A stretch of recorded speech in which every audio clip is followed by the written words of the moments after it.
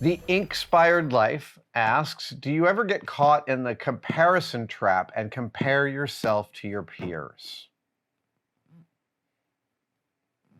No. And I grew up with that, I feel like. I don't think I deserve credit for that. I think that literally, it's not a conclusion I made. And it's not at all that I think I'm as good as anybody, or, there's none of that. But what you described there, I'm going to just say this question again. Do you ever get caught in the comparison trap and compare yourself to your peers? The Buddhists call this comparing mind. And I love that phrase. I use it a lot.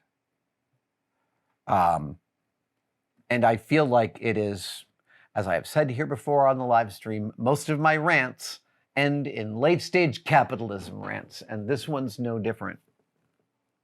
I think comparing mind comes out of, I believe it's a weird emotional offshoot of capitalism, of specifically the idea of capitalism being a zero-sum game, which means specifically that in order for me to win, you have to lose, or vice versa. Daniel Day-Lewis's character, Daniel Plainview, in There Will Be Blood, says this at one point in the movie. I have a fever in me. I can't see another man succeed. And that's so American. And I do have great friends with way too comparing minds. They compare everything, and they assume that everyone's life is fantastic. Oh, okay, so one of the paths out of comparing mind is simply ask some questions and understand that, like, nobody escapes trauma. Nobody escapes the trauma of being alive. Nobody escapes the trauma of just being a person. So recognize that everybody's existence, just like yours, is fraught with difficulty and complication and complexity and all of those things.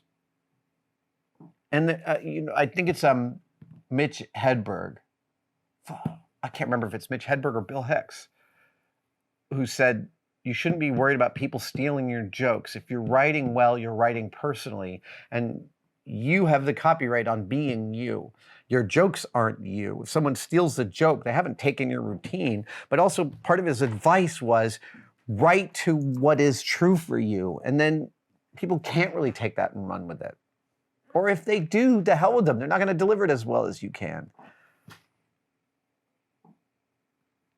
Comparing mind is really hard, because our whole media is based on comparing mind. It's all us versus them, this versus that, top versus bottom, Trump versus Biden. It's exhausting. And the world and reality, I don't think is a zero-sum game.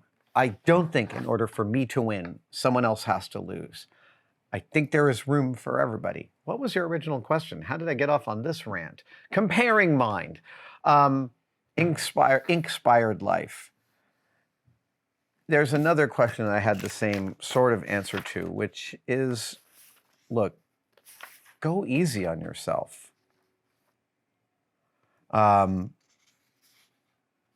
That's my advice about comparing mind, is recognize that, like, there is no magic wand that can change your reality into another's. And so positing what your reality might be like as another reality is, I can say that it's fruitless, but this isn't it's not like it's a sensible based decision. It's an emotionally based decision, and you go down that rabbit hole. But really recognize that, like, nobody's escaping some critical thing here. And concentrating on your own thing in front of you is the fastest path out of that sort of trap, I feel like.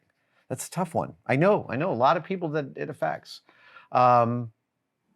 Frank MacWhirter asks, how do you deal with self-worth or imposter syndrome? When getting paid for a job, I know every flaw the buyer will probably never see. So I end up feeling guilty for payment at the market price. Yeah. Yeah, that's a natural one too. In the beginning of your career, the market price will seem abnormally high. It will always seem abnormally high. Look, I'll be honest with you. To buy a professional spacesuit, like made by one of the companies that make spacesuits, is in the low tens of thousands of dollars. And I thought that price was kind of crazy until I built some spacesuits for clients, and they cost me tens of thousands of dollars to construct. So you should absolutely know that if anything, what the market will bear is short of a bare minimum. But like what the market will bear, it bears for a really specific set of reasons. And in the early part of your career, what things actually cost will seem high to you. That's totally natural. It's funny. I used to have an argument with a business partner about this because we'd get offered to do something and the business partner would be like, well, it's pretty good work for a day's pay. And I'd be like, yeah, but that's an abstract thought that's not attached to anything. The question isn't what's good for a day's pay. Okay, that is a question. But another question to ask is, what will the market bear? If making this greebly, I can do it in a day and should maybe only charge $500 of my time for doing that, that's totally reasonable. But if there's like 2 people that make these in the world and they charge $5 grand a piece for them and I can make one, I shouldn't charge $500. I don't necessarily have to charge $5 grand, but what the market will bear informs what I charge for this thing within reason.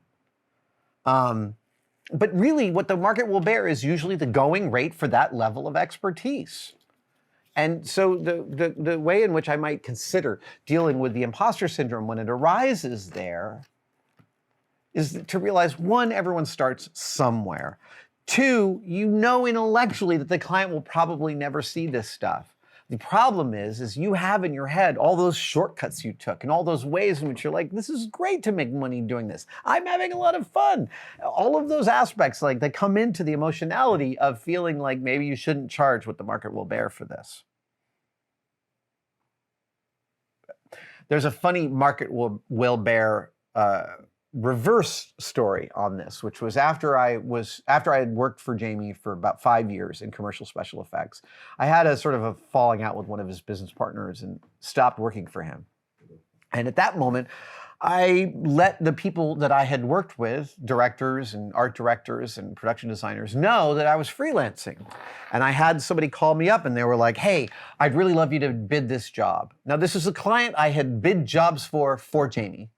And now they were coming to me and asked me to execute a job, the kind of job they would offer to Jamie. They wanted to know if I could do it in my shop. And I said, yes, I can. And they said, would you bid it out? They said, I really want to get this, I'm really glad to be going to you because Jamie's really expensive.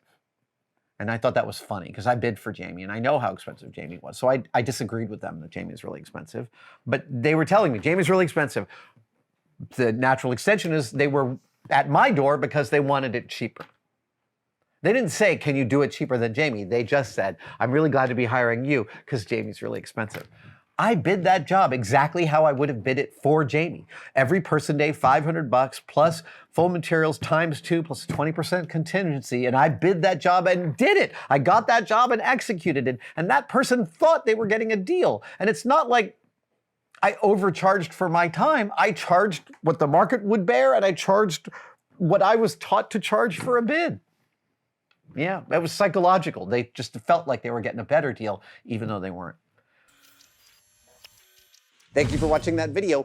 Are you as sick of the tosses to membership as I am? Good, because here's a brand new one that I recorded today and it's nice and short. There are 3 tiers to Tested membership and they all offer awesome stuff. Find out about it by clicking the join link below. We'll see you there.